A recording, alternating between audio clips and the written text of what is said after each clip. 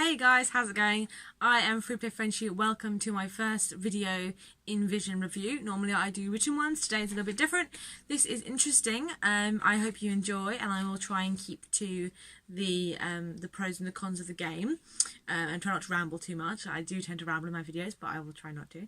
So the game we're reviewing today is Survive Mr. Cube, and this is a role-playing roguelike game from Intra Games. Sorry if I look down occasionally, it's because I'm reading my notes.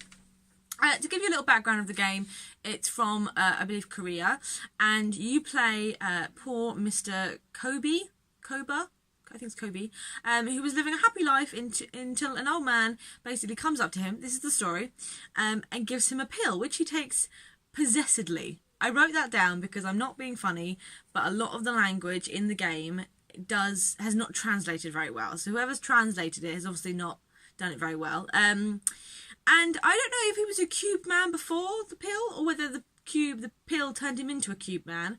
But you then wake up in this unknown land, unknown world. There's nothing going on apart from a fire crackling, and you are a cube now. And you must survive and just get out of there. Now, I'm going to say first and foremost that I'm not a general roguelike player. I haven't played hardly any of them really, if I'm totally honest. And so this game came very kind of juttedly towards me. It kind of like, I didn't love it. I'm just going to say that first. Now I'm going to explain why, and then you guys can come down to it however you want to. So let's talk about a little bit the controls. So you wake up in this unknown land. All you know is that this guy gave you a pill that you took randomly, and it turned you into a cube, or maybe you were a cube beforehand. You're in this unknown land. You got to get out. The right joystick on the PS4, the right joystick is to attack, which I found a little bit off-putting because normally, you want to attack, you want to press a button. And I know this is a bit of an odd thing to pick up on, but there's several other reasons and other things I'm going to talk about in a second. But one of them is that using the right joystick to attack is a bit off-putting. The first world you go into is just random enemies, some pigs, some spiders.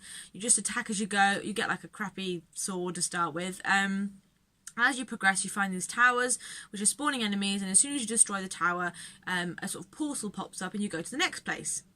And the next place, and the next place. And this goes on for a good half an hour, 45 minutes maybe. I can't really remember too well, but it goes on for a while. Just place after place after place. And I was warned, after the first boss it gets better. So I thought, okay, we'll keep going.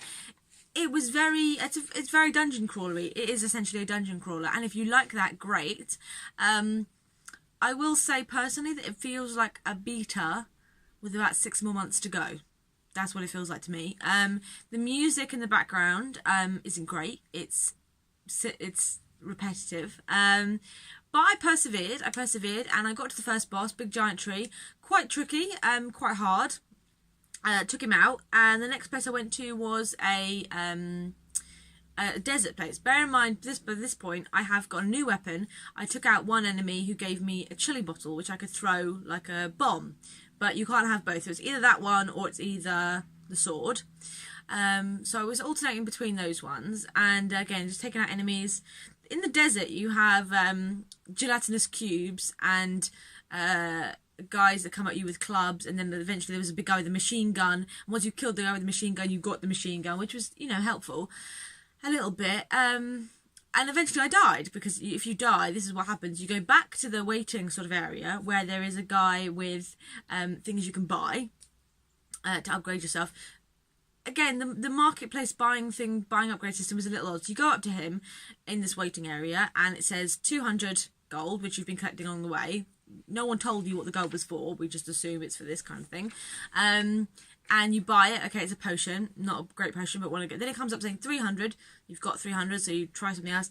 Okay, it's I don't know, like even slightly higher up potion or an upgrade. Perfect. And then it goes up like that. So you never get to see the full spectrum of things.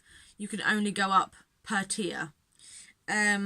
Once you die, you become a different cube. So you become a knighted cube, or you become like a superhero cube, and you get different powers and different weapons depending on which cube you become when you die. I did a little research into what other people thought of it, because obviously I haven't played many roguelike games. Most people said that it was kind of lackluster and that they can't recommend it yet because it's not where it needs to be. Apparently it's very easy to get trophies because of the type of game it is. Some people got to platinum trophies very, very quickly. Yeah, so I don't really know what to say, to be honest. For me, it was hard to get into. It was hard to enjoy. I was bored after about half an hour. There was no real story. There was no real pull me in.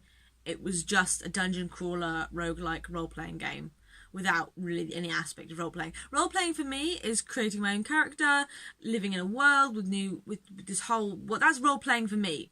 And this, I hate to say it, but this is how I felt kind of lazy.